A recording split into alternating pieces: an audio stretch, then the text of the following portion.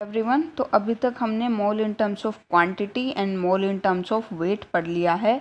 आज हम लोग पढ़ेंगे mole in terms of volume. अगर आपने इससे पहले वाली वीडियोस नहीं देखी हैं तो पहले वाली वीडियोस प्लीज़ देख के आएँ, फिर इसको समझें। अब है volume in terms of mole या फिर मोल इन टर्म्स ऑफ वॉल्यूम, ये क्या चीज़ है।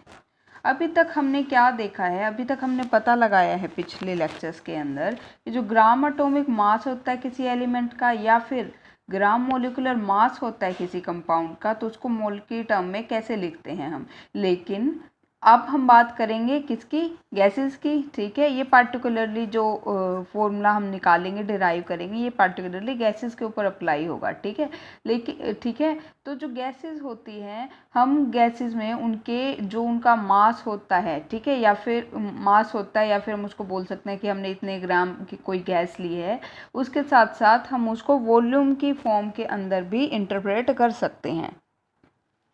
तो वही हमें करना है आज। तो हमने पढ़ा था एक एवोगैड्रोस हाइपोथेसिस। तो वो हाइपोथेसिस क्या था। एवोगैड्रोस हाइपोथेसिस के अकॉर्डिंग उसकी स्टेटमेंट एक्चुअली क्या थी। उसकी स्टेटमेंट थी equal volumes of all gases under similar conditions of temperature and pressure contain equal number of molecules.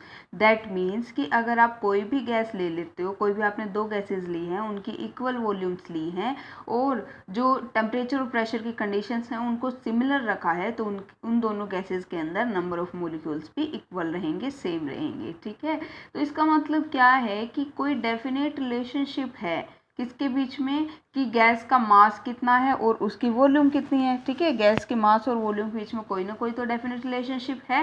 ठीक है, तो फिर एक्सपेरिमेंट्स के थ्रू ये पता लगाया गया कि जो 1 ग्राम मोल है किसी भी गैस का, ठीक है, कोई गैस ले लो या फिर वेपर ले लो, उसका अगर 1 ग्राम मोल है और उसको आप एनटीपी कंडीशंस पे रखते हो, एनटीपी मतलब नॉर्मल टेम्परेचर प्रेशर की कंडीशंस पे रखते हो, तो उसके अंदर 22.4 लीटर्स मतलब गैस होती है, ये मान लो। ठीक है, मतलब क्या है, अगर आपने किसी गैस का या फिर किसी वेपर का 1 ग्राम मोल ले लिया है, तो अगर उसको लीटर्स में आप वॉल्यूम के टर्म्स में देखना चाहते हो तो वो 22.4 लीटर्स के इक्वल आएगी। ठीक है, ओके, और उसको हम 22.4 जो हमारा लीटर्स होता है, इसको हम बोलते हैं ग्राम मोलिकुलर वॉल्यूम या फिर molar volume of the gas. ठीक है, तो इसको हम यहाँ से ग्राम मोलिकुलर वॉल्यूम लिख सकते हैं या फिर मोलर वॉल्यूम लिख सकते हैं, इसको molar volume of gas. Okay, तो जनरली हम लिखते क्या है। अब एनटीपी क्या होता है, NTP is normal temperature and pressure. Normal temperature जो होता है हमारा वो होता है 0 डिग्री सेल्सियस, या फिर केल्विन के अंदर देखें तो 273 केल्विन हो जाएगा ये। ओके, और नॉर्मल जो प्रेशर है, ठीक है, नॉर्मल प्रेशर है वो क्या, हमारा नॉर्मल प्रेशर ये था नॉर्मल टेम्परेचर, और ये हो जाएगा नॉर्मल प्रेशर। नॉर्मल प्रेशर जो होता है वो हमारा वो या तो होता है एटमॉस्फेयर के अंदर तो होता है 1 एटमॉस्फेयर, और या फिर हम इसको 760 mm ऑफ Hg भी बोल सकते हैं। ठीक है, तो ये होती है हमारी एनटीपी की कंडीशंस। तो उसके ऊपर हम जनरली उन्होंने एक्सपेरिमेंट के थ्रू क्या पता लगाया, साइंटिस्ट ने, एक्सपेरिमेंटल वैल्यूज़ हैं ये। ठीक है, कि जो ग्राम मोलिकुलर मास है किसी भी गैस का, कोई भी गैस ले लो, चाहे किसी भी गैस का ग्राम मोलिकुलर मास, ठीक है, उसको हम ग्राम मोलिकुलर वॉल्यूम बोल सकते हैं, ग्राम मोलिकुलर वॉल्यूम। ओके, और या फिर उसको हम मोलर वॉल्यूम भी बोल सकते हैं। ठीक है, ये तीनों चीज़ें किसके इक्वल हैं, ये तीनों चीज़ें इक्वल हैं 22.4 लीटर्स के। ओके, ये तीनों चीज़ें 22.4 लीटर्स के इक्वल आएंगी।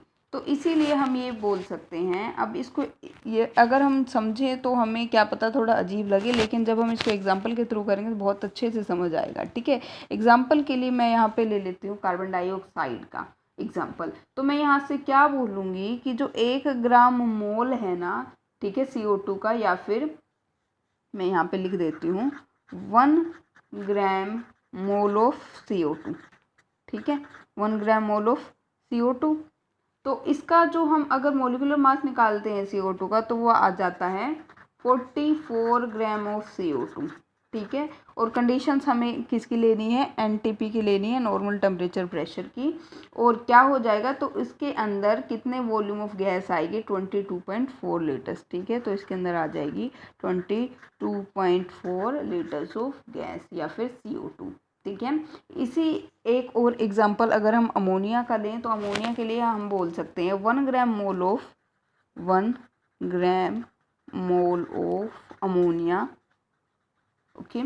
या फिर इसका अगर हम लें तो नाइट्रोजन का कितना होता है, नाइट्रोजन का 14 होता है। ठीक है, 3 हाइड्रोजन तो यहाँ पे 17 हो गया, तो मोलिकुलर मास इसका 17 है। तो 17 gram of ammonia under NTP conditions, NTP normal temperature pressure की कंडीशन लेनी है अमोनिया केस में भी। ठीक है, हर गैस के केस में लेनी है ये। तो उसके अंदर वॉल्यूम कितना होता है, 22.4 लीटर्स वॉल्यूम होता है उसके अंदर। ठीक है, तो ये है मोल इन टर्म्स ऑफ वॉल्यूम। तो अभी तक तो हमने इसका थियोरेटिकल सा ही पार्ट देखा है, अभी हम इसको मैथमेटिकल टर्म या फिर फॉर्मूला बना के लिखेंगे, जिससे हमें न्यूमेरिकल सोल्व करने में ईजी रहेगा।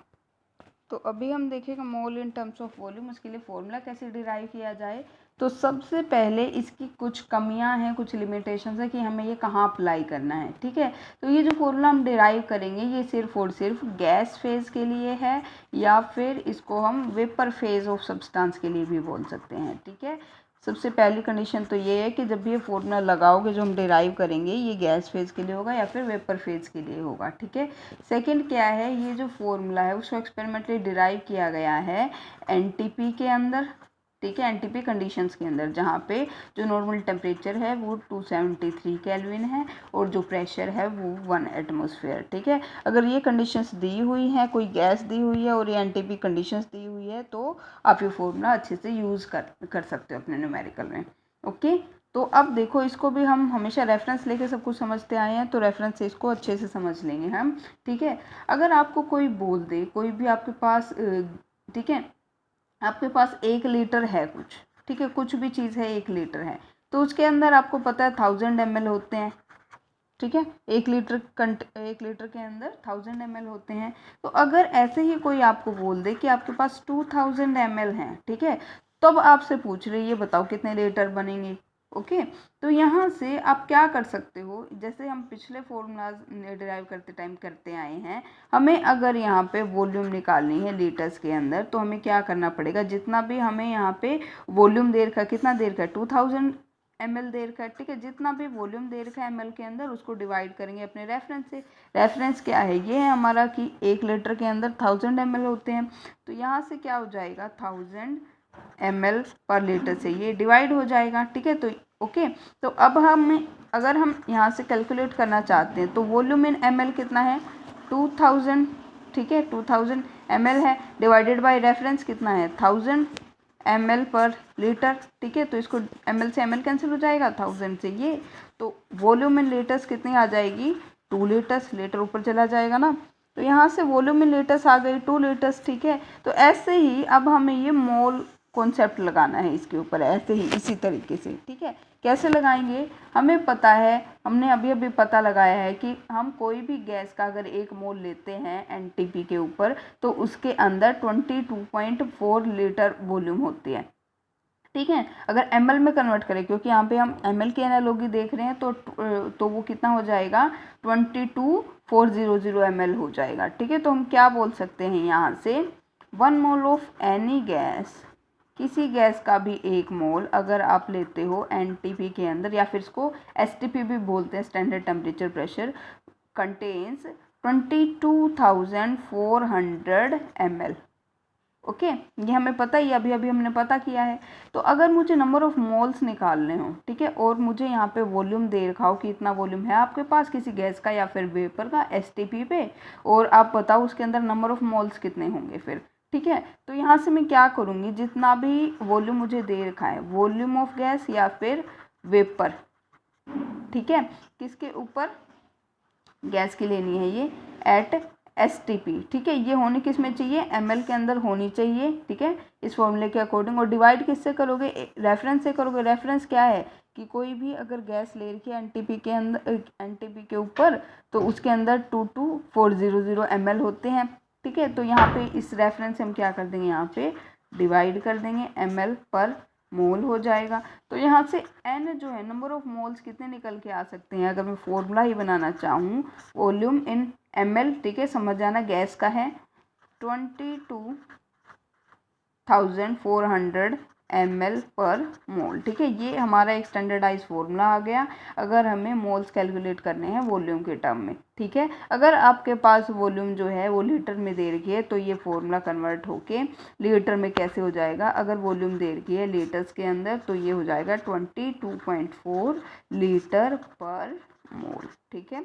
ऐसे ही करके ये हमारे फॉर्मूलाज आ गए हैं जिससे हमें न्यूमेरिकल सोल्व करने हैं। तो अब हमें एक क्वेश्चन दे रखा है, 11.2 ml methane gas is given as a sample for any chemical reaction. आपको 11.2 ml मीथेन गैस दे रही है सैंपल के तौर पे किसी केमिकल रिएक्शन के लिए। तो उसने बोला कि find out moles of methane gas at STP, standard temperature pressure के ऊपर हमें मीथेन के मोल्स निकालने हैं।